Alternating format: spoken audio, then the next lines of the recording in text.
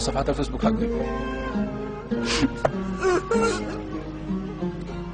عارفين ايش نزل من خبر أنا؟ في خبر نزل هنا يفجع في صفحتي. عارفين ايش الخبر؟ نبيل الأنسي مات.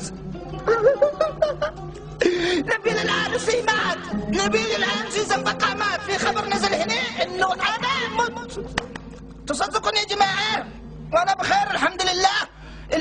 في ذا اليوم السبت. تخيلوا اليوم السبت يوم 7 يناير وربما كان 2012 عفوا. خبر موتي يعني انا مت قبل اسبوع وانا مش داري. بيني وبينكم انا ميتة بس طلعت انفع واحد وش رجع ذا الحين.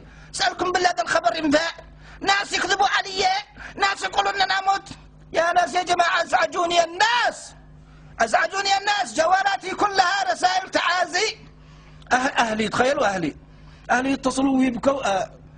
والله العظيم في ناس من اسرتي وفي ناس اعرفهم فيهم حال يحبوني يعني في يا ناس مريضين في البيت مرقدين وزادت حالتهم سوءا من اهلي يعني. فجعوهم بعد الخبر الكذب انه انا توفيت وانه انا مت في حادث سياره ومدري ايش. واللي يضحكني اني مت انا ومن انا والفنان محمد السالم. تريد تموت؟ هاي انا محمد السالم.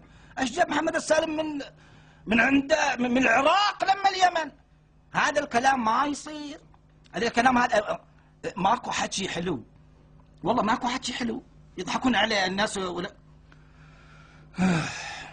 انا المهم اوجه تحياتي وحبي للاخوه الذين نزلوا التعازي الذي اكتشفت انهم يحبون نبيل الأنسي من خلال ما نزل يعني من الكذب هذا الذي نزلت. واقول اسلم عليكم كلكم الاحباء في الفيسبوك، واتمنى من الاخوه الذي بينزلوا الكلام الكذب ما فيش داعي.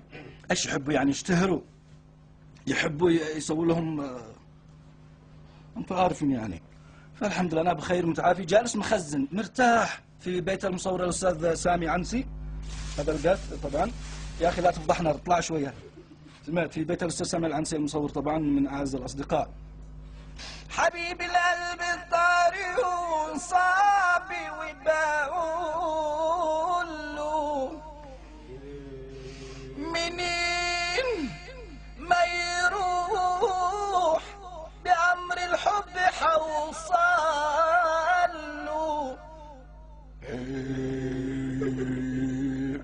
أصله تاني من حبيب القلب مين حلو لكن هو فين عنده جنن بهواه شد قلبي صدقوا صح الموت علينا حق.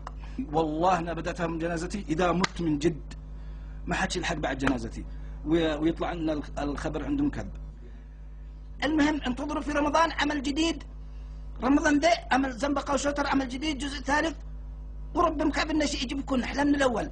تحياتي نبيل الأنسي زنبقة. يلا